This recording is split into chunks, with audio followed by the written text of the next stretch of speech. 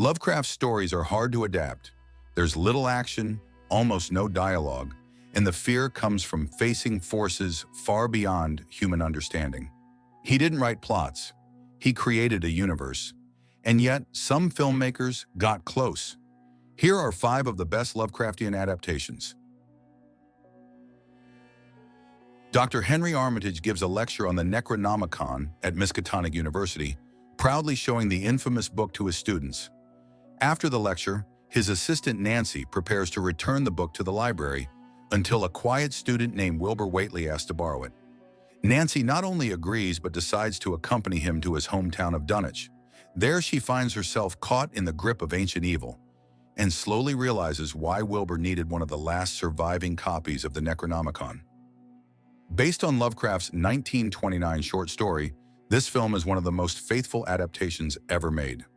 Lovecraft himself considered the Dunwich Horror one of his best works. He was paid $240 for it, a rare sum at the time, and one of the highest fees he ever received. Since then, critics and biographers have consistently ranked it among his finest stories. The film stands out not just for its loyalty to the source material, but for its eerie visual style. It captures the suffocating atmosphere of a small town hiding a terrible secret. And the cast includes some well-known names of the era. And yes, there was a 2009 remake, but let's just pretend that version doesn't exist. You've never seen it. You've never heard of it. Dan Kane, a young medical student at Miskatonic University, meets his new neighbor, Dr. Herbert West, a brilliant but controversial figure whose obsession with life and death has made him an outcast in academic circles. West believes he can bring the dead back to life, and he's not afraid to prove it. When Dan gets pulled into one of his experiments, he learns the serum works, but the things it brings back are far from harmless. It's ironic that one of Lovecraft's least favorite stories ended up inspiring one of the most beloved and well-made adaptations. Unlike his usual work, Lovecraft wrote Herbert West Re-Animator as a serialized piece, with each chapter ending on a cliffhanger and the next beginning with a recap, something he openly disliked.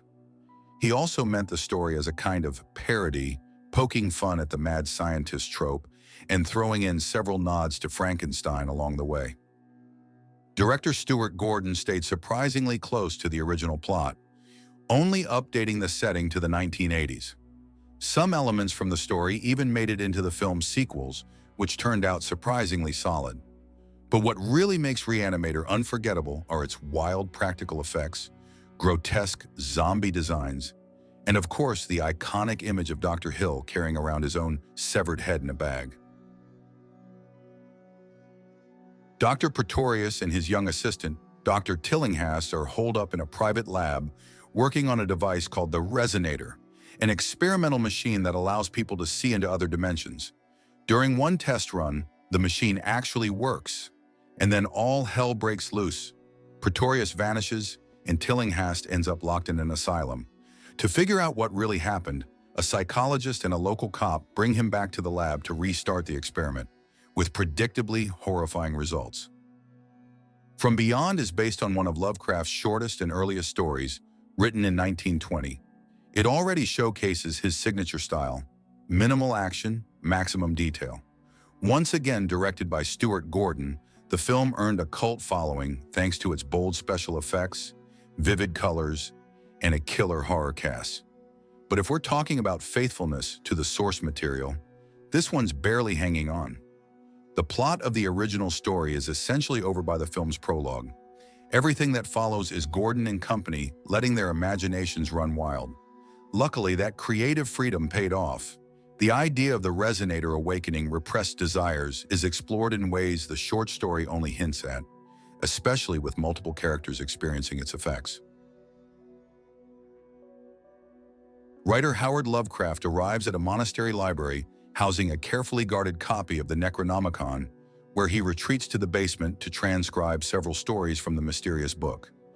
However, as he fills his notebook with notes, an ancient force begins to stir, one that Lovecraft will soon have to confront face to face. This film is an anthology based on 3 of Lovecraft's works: The Rats in the Walls, Cool Air, and The Whisperer in the Darkness. linked together by a framing story in which the writer himself takes on the role of an eager neophyte, thirsting for forbidden knowledge. Directed by 3 different filmmakers, each of the 3 stories has its own unique atmosphere. The second and third stories are the closest to the original text, with the latter notably featuring one of the earliest examples of the brain-in-a-jar concept from the original tale, which can be seen as a distant precursor to ideas found in The Matrix and The 13th Floor. Albert Wilmarth, a literature professor and folklore expert at Miskatonic University, receives a letter from Henry Akeley, a scholar spending his final years in the family home in Vermont. Their correspondence begins, during which Akeley tries to convince Wilmarth that many myths and legends actually describe encounters between humans and extraterrestrial life forms far older and more powerful than humanity itself. Initially, Wilmarth is skeptical of Akeley's claims, but soon he will have to change his mind and significantly expand his understanding of the world around him. Among all the adaptations presented here, this one is perhaps the most authentic in terms of style. The Whisperer in the Darkness was written by Lovecraft in 1930 and is notable for repeatedly mentioning beings from the pantheon of the Great Old Ones. It is also one of Lovecraft's most famous and critically acclaimed works, standing out as one of his best attempts at blending horror and science fiction. The film was made with active involvement from the Lovecraft Historical Society, which previously helped release the now somewhat forgotten, yet intriguing The Call of Cthulhu. Unfortunately, the film was never released, even in limited theaters, and remains largely unknown outside the dedicated circle of Lovecraft enthusiasts. However, it was successfully showcased at genre festivals and received numerous positive reviews.